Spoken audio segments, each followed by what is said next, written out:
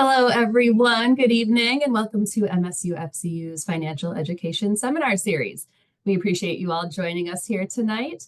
These presentations were created with you in mind, with the intention to give financial education on a number of relatable topics to help expand your knowledge of finances. Each event will be hosted by a member of our financial education department or by one of our partners, connecting you with resources in our community. We have a number of diverse presentations planned for you this year, and you can explore and register for them by visiting msufcu.org/events. Tonight's event is being recorded.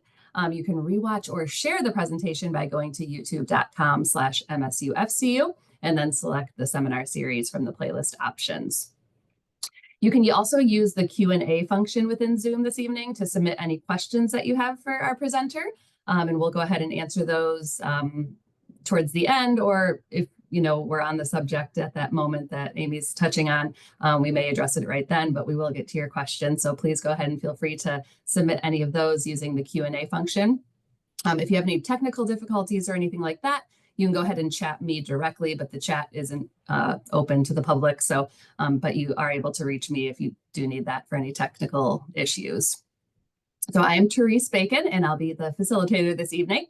And tonight, I want to introduce our very knowledgeable and experienced guest that's joining us here to present on Mastering Strategic Leadership.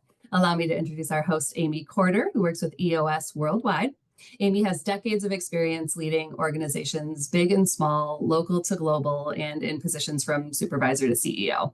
I'll go ahead and pass it over to you, Amy. You can introduce yourself to our audience and speak a little bit about all the amazing work you've done over the years. Even though I know that could probably take a full hour itself, but maybe an abbreviated version would be fine.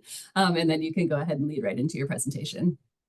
Oh, terrific. Well, thanks, Therese. Yeah, I always say I haven't had a career path. I've had a career scavenger hunt.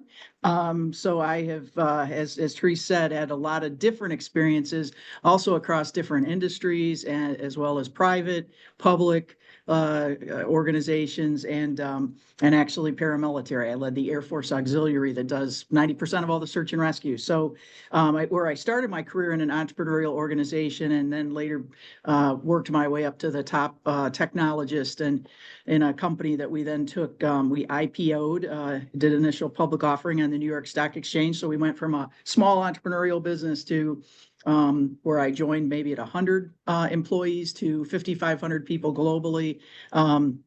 We had a great growth curve and did great things there.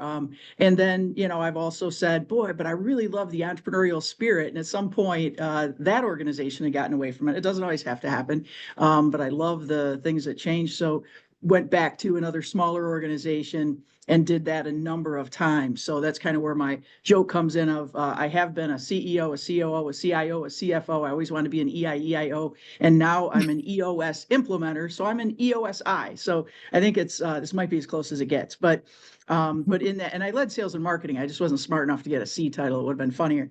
But I love, that different diversity of seats, as well as different industries, from healthcare to marketing services to manufacturing, to, application development, like app development, and different things. That it's just been awesome to be able to kind of accrue those different experiences. So I always say the harder I work, the luckier I get. And so I'm pretty darn lucky. And tonight I want to share with you, as Therese kicked off this, this mastering strategic leadership, this leading with vision. And so with that, and I'm trying to move the slide forward, there it is. I thought I'd start out by just giving you kind of the overview. I want to talk tonight about three major areas. One is leading from above, this thought that when we're leading, we're really taking ourselves kind of above the organization, if you will, and thinking about how we need to position it very much in a leadership way. So one topic would be capturing and sharing our vision. How do we best do that, as well as enhancing communication in that process? And then the next major topic is managing from within. So when we're in the day-to-day, then we're very much, inside the organization, working in the business. And how do we garner accountability? How do we keep a cadence in the organization to keep that communication that we got started flowing, as well as driving results? And then last but certainly not least, how do we live the life we deserve, right? So as business owners, leaders, people within an organization, how do we make sure that the business isn't running us, that we're running the business? And so those are the major topics for this evening that I have. So kicking right off into the leading from above with those two areas I spoke of. A lot of times we think everyone knows where we're going, when in fact what's in their heads are what, when, who, how, where, right? And most importantly, why. They're often going, why am I doing this? And so, it's incumbent upon us as leaders, but also I want to speak to those who may not be leading anyone other than yourself. I always say you're at least leading yourself, I hope, that we also need to have these questions answered so that we can make sure we're in alignment, that we're all not just seeing a vision, but seeing the same vision and running after that. And so there's a great way to do it. Now I'm going to take you through some things that Therese will have some handouts that she'll send to you to kind of do some of this work.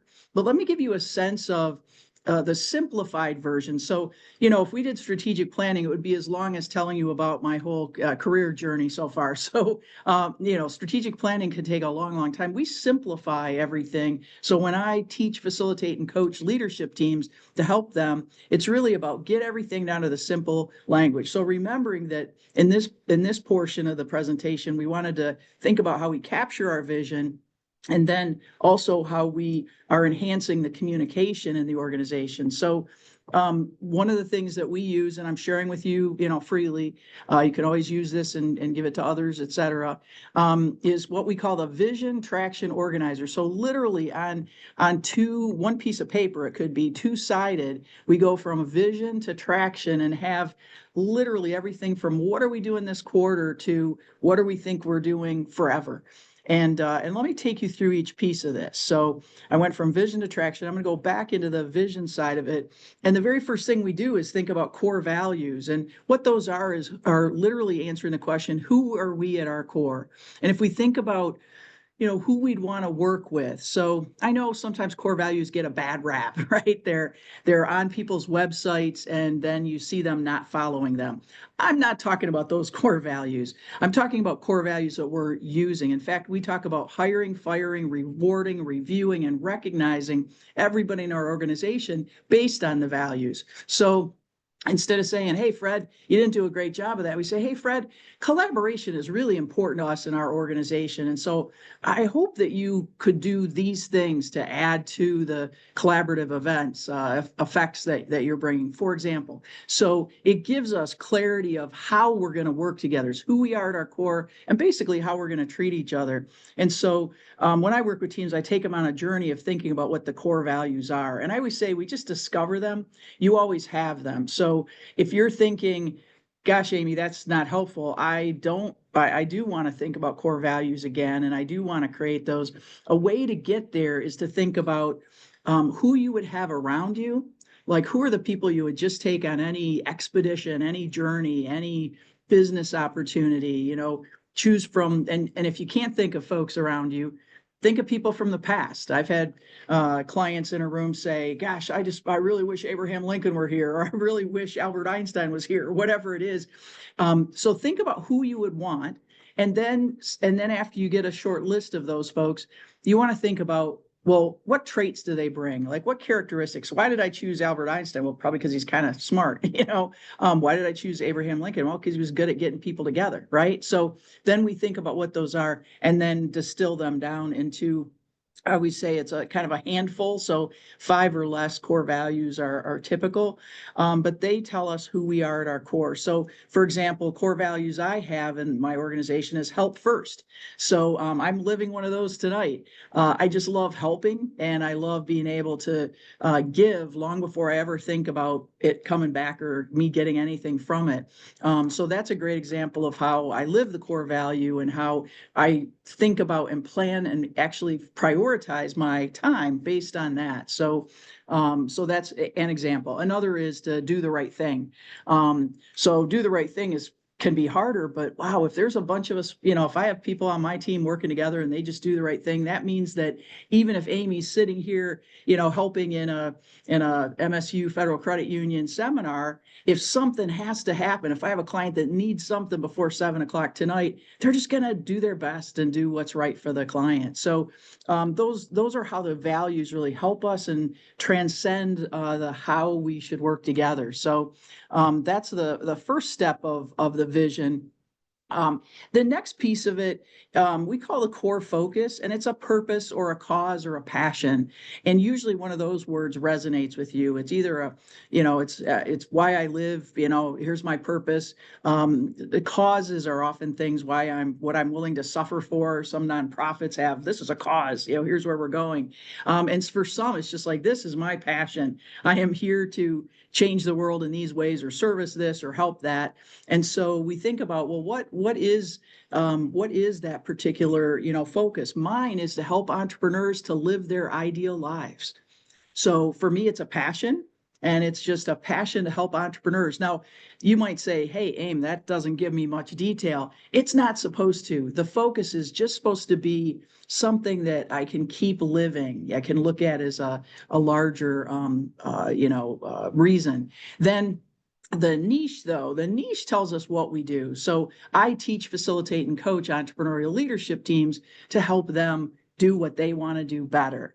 And so when you think about those coupled together, I want to help entrepreneurs, live their ideal lives. And here's how I do it. That's what the focus is. So it's a purpose, cause, or a passion combined with a niche that really gives us that opportunity to focus in on what we do. How do we use the core focus?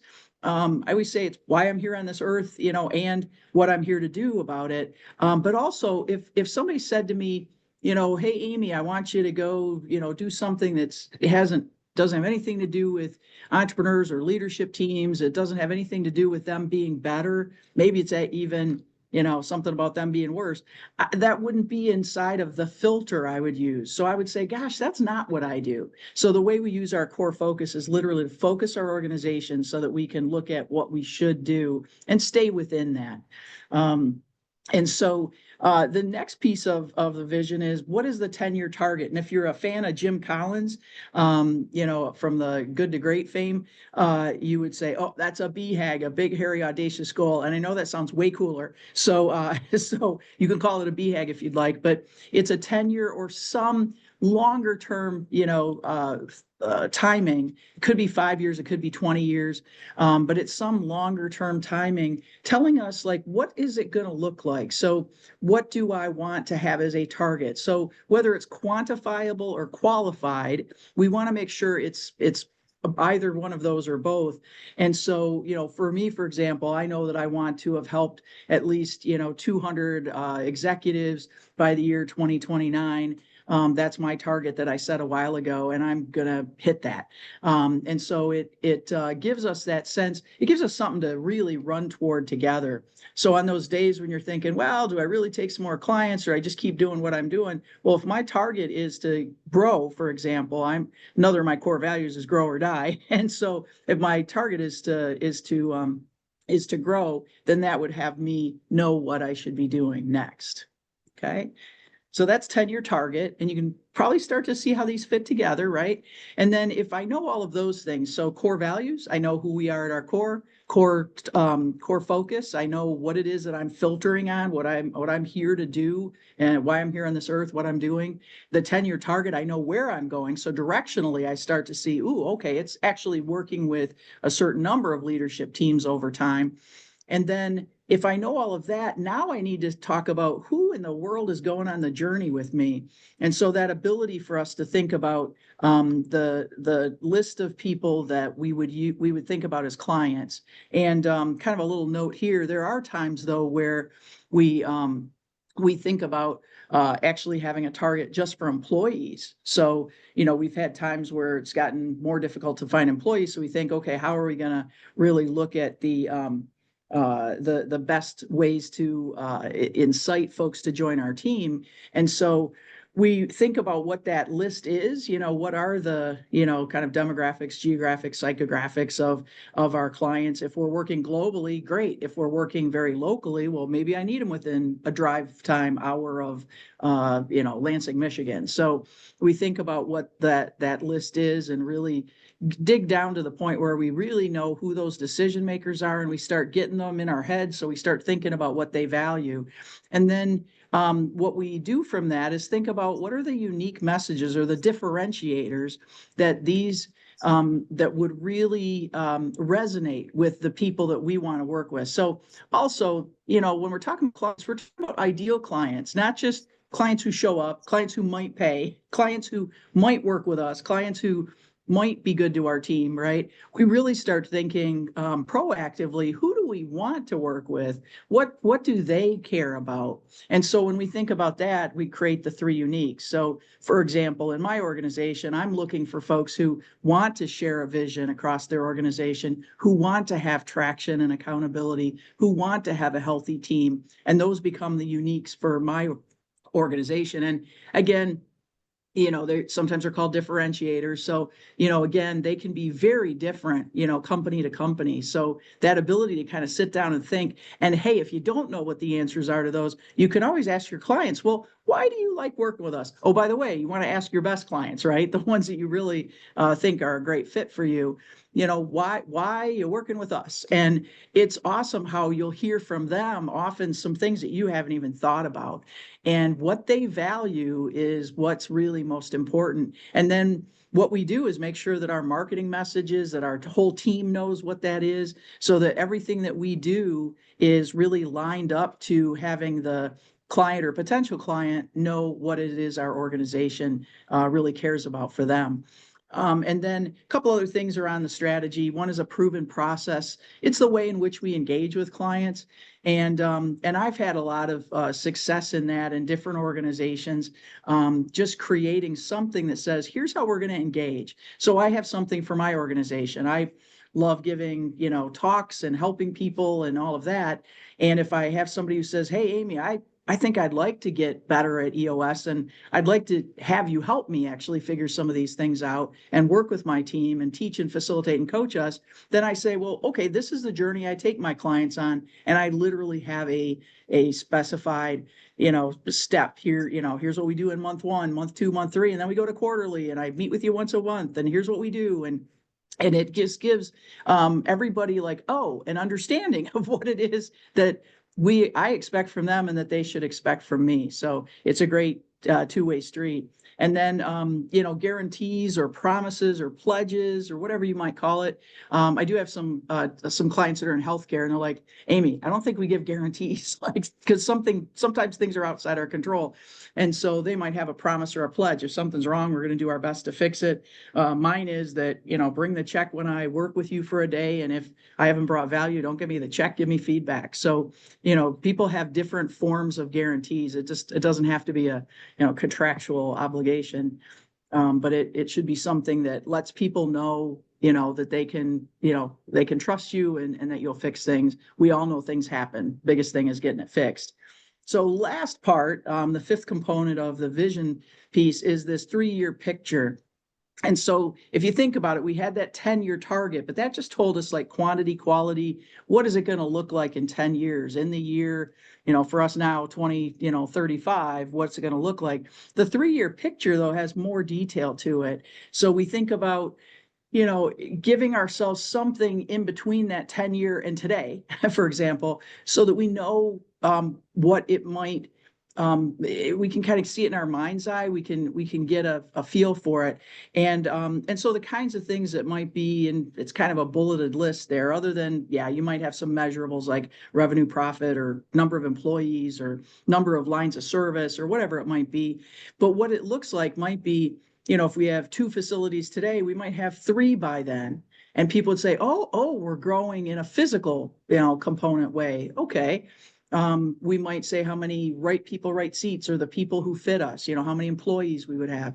We might, you might say that maybe there's a scholarship program. Maybe we have an internship program. Maybe we, have identified a new acquisition target. And so The 3-year picture is just that. It's this list. It's a really, I would tell you, sitting down and thinking about that for, your organization or your part of the organization even, it can be really helpful because it gets you beyond where you are today. So sometimes it helps get us unstuck because we think about this future state and then start driving toward it. So the 3-year picture gets us there.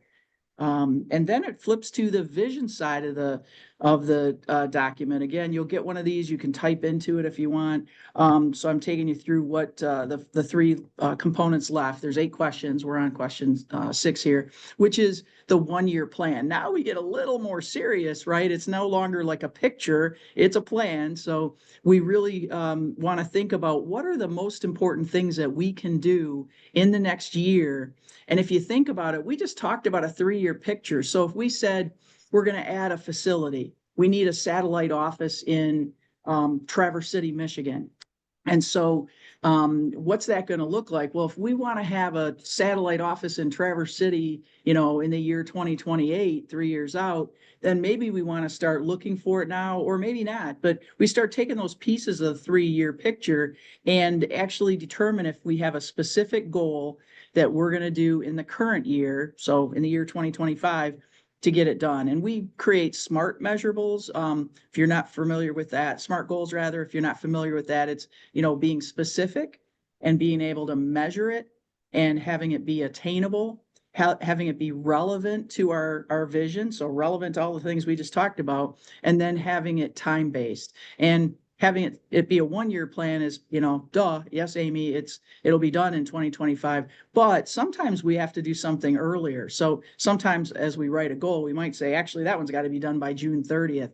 And so that's how we create the goals that really we drive toward. The reality is, and this is like stunning to people, and it happens all the time, we often do not meet our 1-year goals without some extra effort. What's fascinating is we more often exceed our 10-year target. And so for those of you who are like, what, that doesn't make sense. It doesn't, but it happens. And I think it's because we tend to think, oh, we have a whole year to do it. And we're not really recognizing that we've got to get started and really get moving. So and where the 10-year piece, every year we know we're getting closer and we have less time. So we have more time maybe to self-correct in that. And so with the 1-year plan, what we have to do is break it down. Well, what do we break it into? We use something we call rocks, which is actually from something Stephen Covey came up with. Vern Harnish popularized it. The concept of rocks. I could go into the story of that. Pop it in the chat if you want to know more about why the heck they call them rocks. But suffice it to say, it's simply a priority for 90 days. So 1 quarter. The human condition is kind of 1 quarter we can focus on about anything, and then after that we don't. Hence why 1-year plans are harder. And so, so being able to really just focus in on 90 days, think about the things again, make them SMART rocks for the quarter, and also who's going to lead it, not who's going to do all of it. In fact, they don't even have to do any of it. They just have to be the one leading it, calling the work meetings, getting things together. So that's the who there. Again, carving out what do we expect for this quarter and moving on. And so the last piece, and I know it's a lot on vision, but vision is so important for us, is issues list. Why? Because if you've done all the rest of that work, let me tell you, you get to this point and you say, yeah, but I've got this rock I want to do, but I need to also buy this or, do that, or, this is in my way, or, hey, maybe we don't have the right banker, maybe we should be over at MSU Federal Credit Union because we've been heading in that direction. Maybe they're going to help us better. And so issues lists are just like lists of things that we probably need to solve. We don't need to solve it today, but boy, it's like therapy, just getting it out of our head and putting it into our issues list. So if you're not at MSU Federal Credit Union, get there. And but think about the ability for us to just capture those thoughts as they arise, so that then during the quarter or during the year, we can make sure that we're solving those issues. So that's all it is. And it's something that we would identify and then later discuss and solve at the time that we should. So I know that was a lot of stuff and probably a lot of orange, sorry. But if you haven't noticed, we have an orange. but the ability for us to kind of build that vision. I've had solopreneurs who are just starting out, who take that vision traction organizer and spend some time with it, stick it on their wall, take it with them. You can electronically keep it on your desktop, whatever, and literally, you know, kind of build their plans from that, because it gives us that ability to have some fun, have some time visioning. And if you're in an organization, you may already have some of those pieces or all of those pieces. And so again, capturing it and putting it into one place simplifies it. And that's a terrific way to make sure that you can get it shared. There's a great Michelangelo quote: "The greater danger for most of us lies not in setting our aim too high and falling short, but in setting our aim too low and achieving our mark." And that's really true. When we think about that 10-year target, people go, is it attainable? Can I get there? And again, often we find a way there. If it's really important for us, we'll find a way. And so I also want to emphasize, I always talk about having a vision shared by all. And I think I don't know if it's publicized yet, but I wrote a blog about, you know, it's not about sharing on all, because we tend to do that, right? We tell people, hey, this is where you're going. What are you over there for? We're over here. And so here's my school of fish, all nicely aligned, all very different, doing different things. They have different tasks and functions within the organization. But if we're all aligned on that vision, then what happens is all the decisions and micro decisions that are made all throughout the organization start getting made with that longer term direction in mind. And so that's the shared by all. We can look around and we just see people doing what needs to be done. And it's pretty amazing, because in some ways it's kind of self-directed. Like everybody then, once they really understand it and it's shared by them, we can really move forward. So our next section, and I figure Therese will interrupt me if there's something that needs to be answered before I move on. Yeah, there was a question that popped through. Sure. Just going back to that first slide and like choosing the core values. Someone said, if you have more than 5 values, what's a good way to narrow those down? Yeah, a good way is make sure that you're working with your team on that. So if it's, if you're in the leadership team, you'd work with the rest of that team. And I play my favorite game show. I always joke, keep, kill, combine. I literally will list out words. So I might have 25 words, not 6, but 25 words. And then I think about, there's some that really are, there's a great Harvard Business Review article on this, and it's, I just forgot who it was. I don't think it's Patrick Lencioni, but it might be. But in it, it talks about 3 different things that we can kind of cross off our core value list. One is what they call pay to play. So if something, let's say, integrity. Now, I served in and still do serve as a volunteer now in the Air Force Auxiliary, and integrity is one of our core values, and darn it, we mean it. And so if you double down, if it's a pay to play, like everybody says integrity, but that is exactly, like, we're out saving lives, so we have integrity of what we're doing, then go ahead and use it. But if it's just kind of something you think, like respect, like I'd like to just use that, double down on it. If you're going to use a word that kind of gets used all the time, it's kind of pay to play, because everybody in your industry has to do that. So for an example, if you're in an industry that has to have high, very specific precision on something, saying that we're precise doesn't really mean anything. Like, they expect you to be precise. So sometimes you can toss out some words that way because they're really not as important. It's just kind of a given. Also, sometimes there are values that come up that really are, aspirational. So we might say, gosh, we're the smartest team in the world. And if we're not, like, if we might aspire to be, that's awesome. But then we might say we're continuous learners on our journey, so because saying you are something you're not will not attract the right people in your organization. In fact, it'll kind of repel them, because they're like, yeah, I want to work with a really intelligent team, but gosh, if they're saying they're the best and brightest, they probably aren't. Like, that just doesn't feel right. So aspirational, and then some are accidental, is the third category that we take out of the list. And accidental would be things we've become because of the way in which we've worked over time, but it isn't really intentional, and it's not really even healthy for us. So we might say, for example, like somebody would say, oh, we're really good at at focusing in on just our department. So we're so good at just our department. Well, is that really good? Or should we be looking at the greater good of the organization as we make decisions? And so sometimes it might be very much a value, but not, it's an accidental one. It's not one we intended.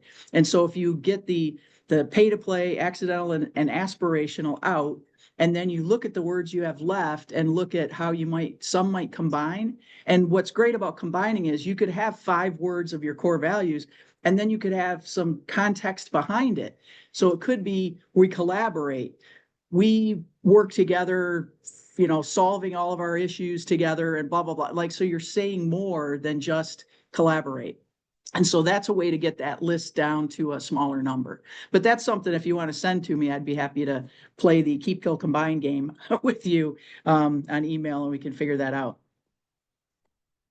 Great. Thank you for answering that. Someone did actually say they would love to find out why they are called rocks, that you were referring to those rocks. Okay. Yeah. So quick story. Go ahead. Yeah. Well, sure. No, thanks. And it's kind of fun. I actually had a leadership team member who came back to a session after I discussed it the first meeting, and they said, "Oh my gosh, Amy, we did the scientific experiment and I broke a vase." So with that in mind, if you envision something like a glass cylinder you can see through that has some ability to capture volume, so like a vase.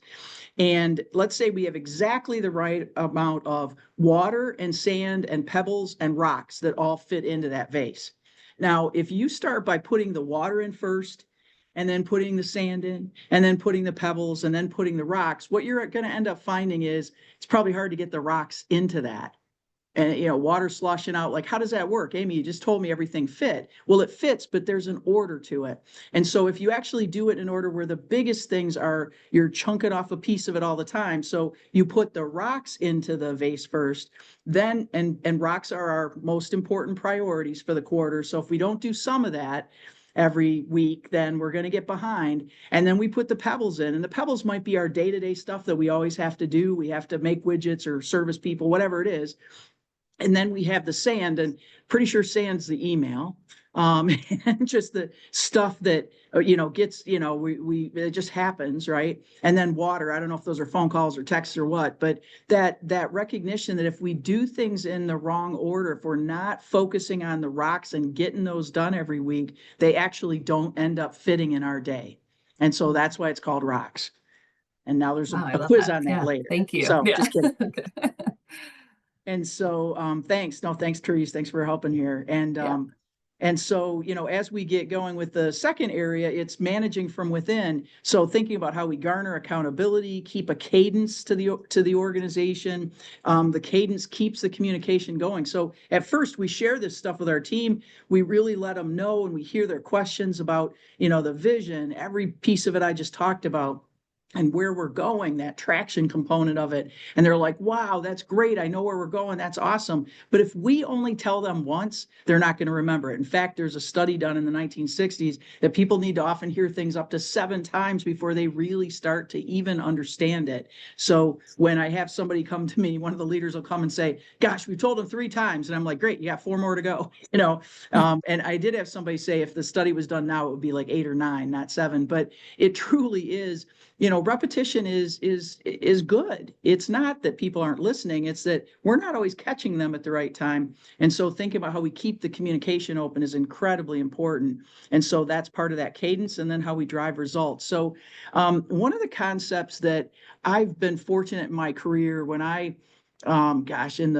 literally in the 90s, I had a 1,000 project portfolio for which I was responsible, and had a great, team of people. And over the span of 10 years, as we looked at all of our deadlines and the work we did and how we broke it down and everything, we had a 10-year 99.5 on time, on budget, with 1,000 projects writing custom software development. And if you know anything from the 90s and early 2000s of custom software, the average was typically in the 60-something percentile. It was under 70%.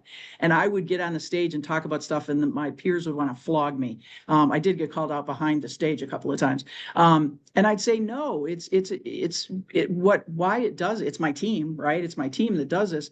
but we do it because I lead. I say, here's where we're going. And then I manage. I say, and this is what we need to do this week. So it's that combination of the bigger vision.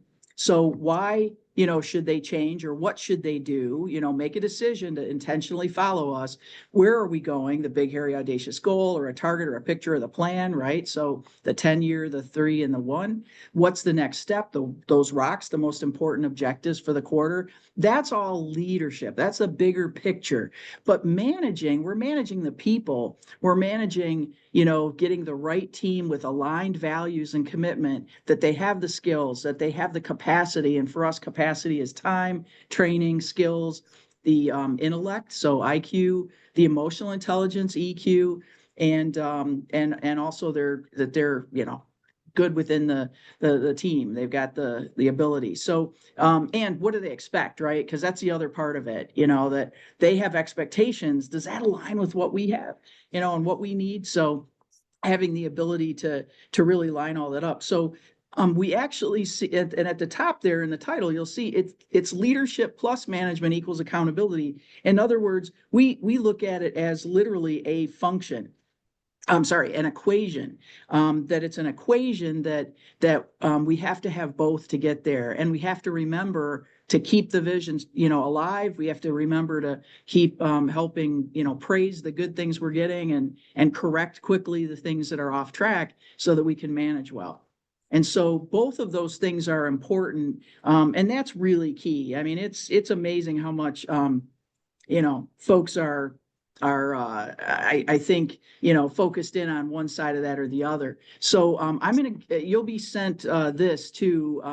And I just wanted to talk you through it because I thought it might be an important thing. I've used this for decades, literally. Now I've made it a little more complex. So in my world I should have simplified it a little bit, but it does come back and kind of track to the actual components, that we were working with here. So just quickly, the way you read it is actually look to the right.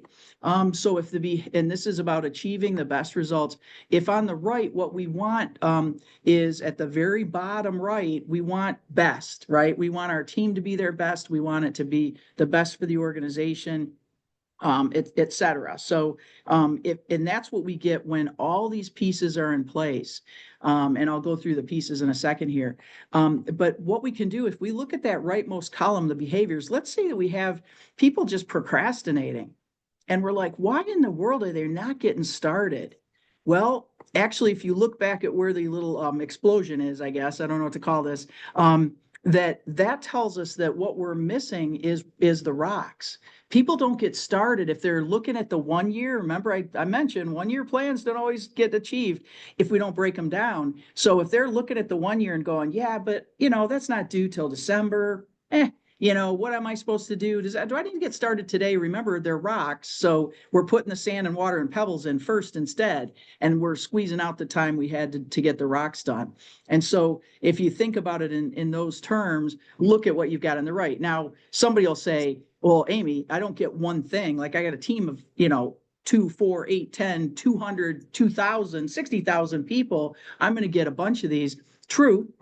And then which of the things you need to work on. I literally used this in an organization where I was CEO of a national commander of 61,000 people. And if I had some procrastination, I knew I had somebody not really defining the plan for the team.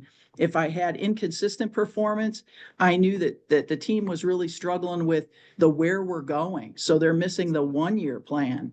So, so they get some rocks done and then they come back, but now they're back and forth and back and forth. So what it takes for being best is an actual decision that in people's heads, they're committed, you might say, that they're committed to it. And if they're committed to it, then you literally will get them to, to step up and start doing the work that's needed. So we have to make sure they've made a decision, to go with us, right? That there is a plan in place. They know what it's going to look like, that what done looks like is what I often say, that they know what rocks they should be working on, and they know what done looks like for those. And the ability for us to also, think about the next piece of it, and again, now we're getting into more, I'm moving my Zoom screen around, but the people side of things, we need to have aligned values and momentum. And aligned values, so having core values wasn't enough. It was also making sure that we're momentum, I think, as I think about it, is really making sure that we are having a cadence with them. We're meeting with them. We're giving them, praise, and we're critiquing within 24 hours. We're not waiting for things to fall off the side of the earth before we get started. Because let's be kind to people. Being kind is telling them what they need to know. If I got spinach in my teeth, Therese hopefully would have told me before we started this session. Now everybody's looking, but it should be fine. And so being kind is telling people what they need to know to get back on track. I don't think people come to work to be terrible. So for goodness sake, let's help them be best, right? So then they need skills. They need the capacity of time training. We also like EQ, IQ, PQ, positive intelligence. And then we need to make sure that we've set expectations and that we're communicating. And if we're doing all of those things, we get best. Again, see what you're getting. If you're getting some anxiety and some fear, we've got to go back then and work on the values and get them moving and make sure that they've got the skills. So I just give that to you. I tell you, somebody shared the version that Dr. Mary Lippitt had created in 1987 with me, and I've been using it ever since. So it's there for your benefit. How we keep cadence is really what we call a level 10 meeting, because we say on a scale of 1 to 10, 10 being best, how the heck are we doing? And it literally, and in fact, I didn't share this with Therese yet, but I will. There's a little whiteboard video on how you can really run effective, efficient meetings. And so I can send that. But just to show you overall, we start by checking in. So we're giving good news to each other. Then we go through a scorecard and review the rocks. Just saying, are we on track or off track? Well, this isn't time to talk about the sun being in our eyes and the shoes are untied and all that stuff, because we're not here to shame and blame. We're here to identify and solve. And so if you look at the timing of a 90-minute meeting, and it can scale, it could be a short huddle too, 2/3 of the time is actually looking at the issues and prioritizing and solving them. And so I'll send you that video. That's game changing. And the other thing that I have that I would have to send to you is a book, and I buy them in volume. So you could buy it, but I buy it at probably half the price, and I'm happy to just give them away. Is a book called Traction that Gino Wickman wrote. He's the one who founded EOS. And it really will walk you through this as well. But the ability for us to really keep everybody on track and together is really cool. That scorecard that showed up in there, a really key component of that is that we're looking at what measurables we would look at on a weekly basis. And you might go, oh my gosh, yeah, but you know what? Don't we owe it to our team to say, hey, this is, what you're responsible for, and this is the goal we need? And in fact, the goals can change if need be. If we find that 10 sales meetings for Robert doesn't give us enough revenue, then we've either got to get somebody else to help, or we've got to, make adjustments. And then we just know whether we're on track or off track. When we're off track, we just, drop it down as an issue and we identify and solve it. And so scorecards are incredibly important. And I've, again, used those in organizations for decades to really make things happen. So I think, as I've already said at least once, it's not a blame and shame show. It's the opportunity for us to identify and solve for the greater good of the organization. So really looking at how we're taking it and driving it, right? We're getting not only accountability for the team, but for ourselves. We're helping the team move in the right direction. So last piece, and it's quick, is just, living the life you deserve. Again, it's part of my, my vision traction organizer, right? I want to be working with teams and helping them to live their best lives. And so this I share from you from Dan Sullivan, who is co-founder and president of Strategic Coach. And I happen to be a participant in the Strategic Coach workshops. I'm a lifelong learner, so I love it. And one of the concepts that he has called the entrepreneurial time system is about how you look at the days you have of the year, how you gain freedom. And so that you think about instead of taking everything, think about that rock concept for a second, and we put all the pieces in. Well, what if we put them in the right order? And what if we actually intentionally look at our weeks and to the best of our ability say, this day is going to be a focus day. I'm going to be working toward revenue. For me, I'm going to be in front of a client working on, on their session. And maybe for others, it's they're out on the road selling, or maybe they're developing some cog in something that then becomes, what's sold. So you don't have to be in sales or deliver directly to clients. This is all toward driving revenue for the organization or for your organization. And if we spend about 40% of our days on that, it really has us heading in a great direction. Buffer days are days that we're preparing for our work that we're doing. So maybe we have meetings, maybe we, for me, I might network with some other people in the cities that I'm in which I'm working. So everybody's going to define that stuff differently. You can go out and Google some of this stuff and find a bunch of it online. I have been coached through it. I love it. And then this is the ideal life. By the way, we never start there. I was far from it. I think I had 0 free days in 2024. That might even be true. And so free days are the days you're free from work. So guess what? You immediately, most people who work Monday to Friday are going to have 104 free days because your weekends might be free. And if you actually think, I'm going to keep my weekends free, you've got those. If not, then you might have other days of the week. So most of us actually have a lot more free than we think about. And I think just that mindset switch of realizing it, like I don't look forward to Saturday because it's like, oh, that's awesome. I'm like, this is a free day for me. I'm gonna explore this or play with that, but I'm literally taking my mind away because wow, when I come back on Monday, I'm so much stronger. And so this is the ideal. I will get to it. I'm on my way to it. I've scheduled out 150 free days. We'll see how that works out. But what it makes me do is really focus in on my focus days. So I share that with you because I think this is part of how you can live your ideal life. So just a couple other fun slides here. We don't see things as they are. We see them as we are. So if anything in this, you're like, oh, you're crazy, Amy. 1, you might be right. But 2, it might be because it's hard. We're kind of stuck in where we're thinking today. So just know that we always see through our lens. So that ability for us to try to think outside of that is always awesome. Next thing I'd say is just be vulnerable as we're looking at through this keyhole out to the vision and the big unknown. Like, I always say be vulnerable. Our ability to identify and solve things together is really about being able to say, hey, you know what? I need some help here. Or you know what? Boy, I just made a big mistake. How do I fix this? And so being able to accept blame for your own vulnerabilities and spread success and share it with the team is really awesome. And lastly, I love the Thomas Edison quote, I have not failed. I've just found 10,000 ways that don't work. In his spirit is really how he continued to invent, because most people didn't invent all the things he did. That's because he just kept going. So for all of you, I hope you just keep going. If some pieces of this make sense, great. Don't feel like you need to go out and attack it all, but I wanted to give you kind of a well-rounded set of things to consider today. Awesome. Thank you so much. That was so great. So much great information. We do have a couple other questions that pop through. So what are the key habits or practices that help leaders continuously refine their strategic thinking and leadership skills? Or what do you do? You've been doing this for such a long time. What are your habits?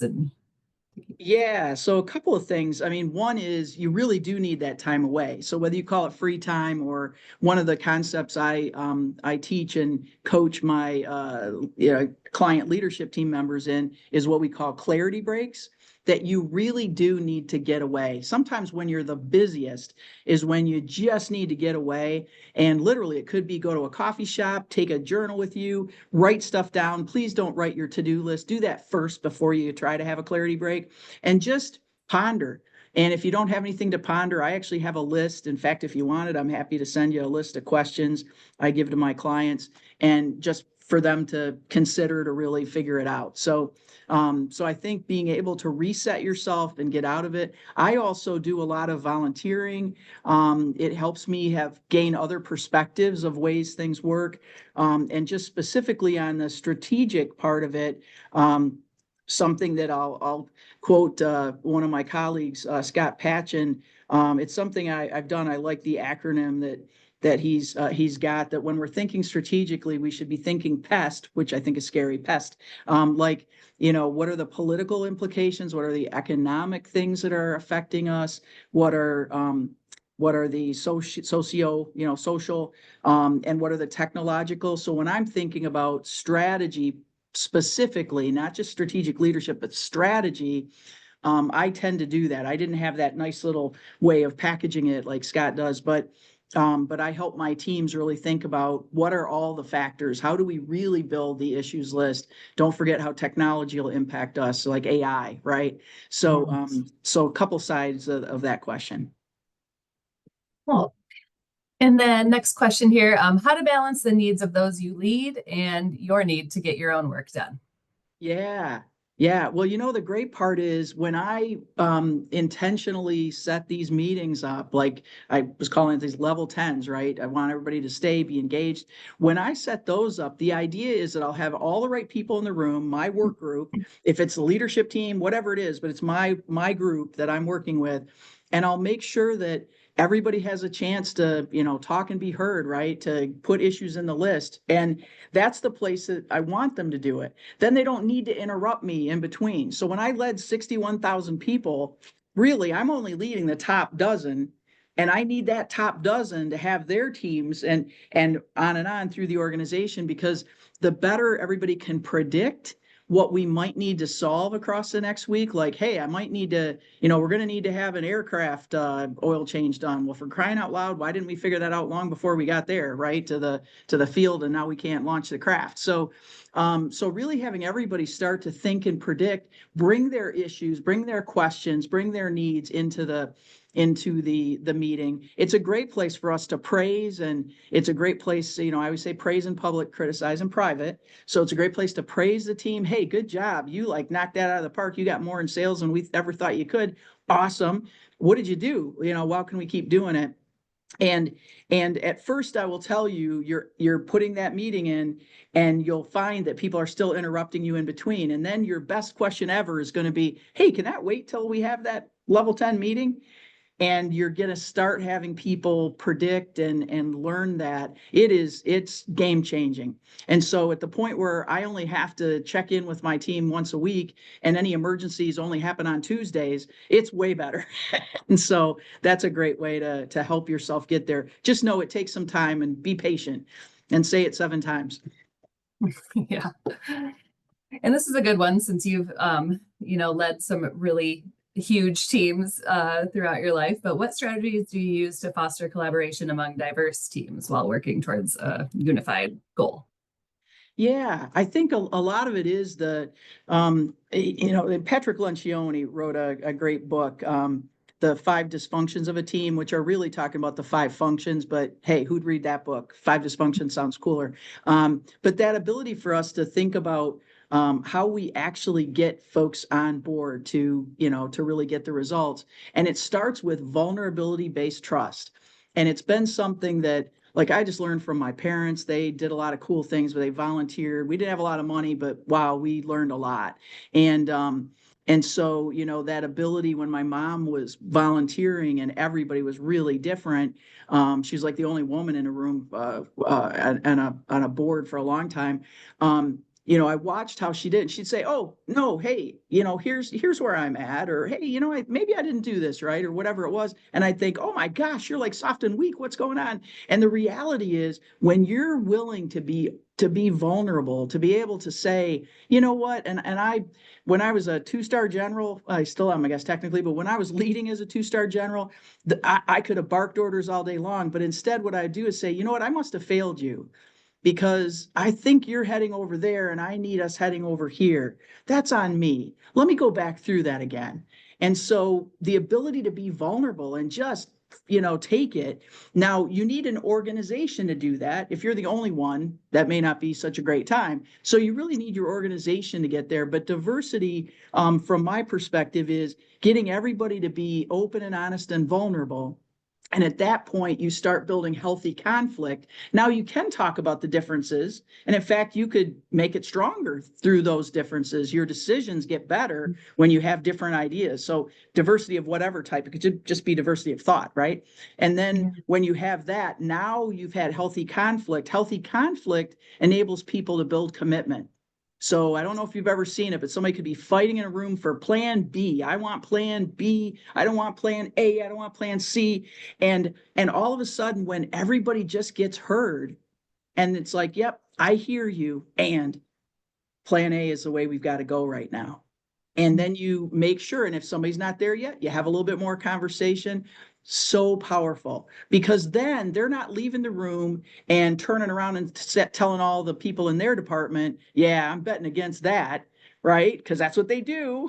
So I would say one vision, one voice, one team. We got to go forward together. So you can't leave the room until everybody's on the same place. And be able to say, hey, anybody betting against us is really not who we are, because our core values say blah, blah, blah, blah, right? And so you're really able to pull people back to that. So that ability to start out, though, being vulnerable. And just for comparison, so that there's some more understanding, the trust that we tend to think about when we say trust, that's usually more permission-based trust. And permission-based trust is, I trust Therese because she said she was going to send me some slide stuff, and that was cool, and it got me, the right slide master. And she trusted me because I told her I was going to show up early, and by God, I showed up early, and I sent her some documents, right? But what happens if Therese doesn't give something to me, or I forget to do something? Boom, it's a transaction, right? So it's like, can't trust Therese, can't trust Amy, right? And so that form of trust, permission-based, is what we usually do. In other words, we say, well, I'll trust him as far as I can, see him, or as far as I can throw him, or as far as, and no further. And so vulnerability-based trust is actually almost opposite. It's where I just know that if I've screwed up, I'm going to own it, and I'm going to call Therese and go, oh my God, I can't believe I didn't do that. And she's going to go, oh, no problem, let's fix it, let's solve it, right? So when we have vulnerability-based trust, it is a game changer, and it's very different from the normal. Yes. Wow, so much great information. And I mean, you can apply this to your career. You can apply this if you're an entrepreneur. You can apply this to your household. You know what I mean? Like all of these things. I was just thinking, I'm like, I'm gonna have one of my friends who's struggling with, some young teenage problems within their home. Have them listen to you and take this advice, because I think it would even be applicable there. So wow. Yeah. Thank you so much, Amy. This has been so great. I think that kind of wraps up all the questions that we had come through. So thanks everyone for being here tonight and engaging with us. I did put Amy's contact information in the chat. So if you do have any questions for her directly, she's been nice enough to share her email address with us so that you can reach out to her. And she'd love to answer any questions that you have for her that pop up in your mind after the fact. So thank you all for being here so much. There will be a little survey that pops up when you close out of the Zoom as well. So go ahead and take that so we can get your feedback on tonight's session and maybe get some ideas for future sessions. But Amy, thanks again for being here. And I really hope we can have you back again. I'm going to share this with my whole team. And I know my manager wanted to be here, but she had something else she had to do tonight. So I'm definitely going to share it with her. And yes, I just think this is such great information. So well, you're an thank you, amazing and guest. Oh, thank you. And thanks for the questions and all, everybody team, and please share it. And also I typed, you can go to eosworldwide.com and you'll kind of get dumped into a main area. If you actually do the last link there, eosworldwide.com/Amy-Porter, and it'll, if you look at, get something that's got my name on it. To yours. Okay. Yeah. If you do that, it'll go. Yep, I just posted that for everyone so they can access Awesome. that. And I posted your blog that's also connected there to the EOS website. So yes, just tons of great information. And I'll go ahead and send out those resources that Amy sent to me. I'll attach those to an email to everyone that attended tonight. But thank you all for being here. Thank you again, Amy. And we hope to see you again soon at another seminar series. Thank you. I appreciate the time. Take care. All right. Have a good night. Bye. Bye-bye.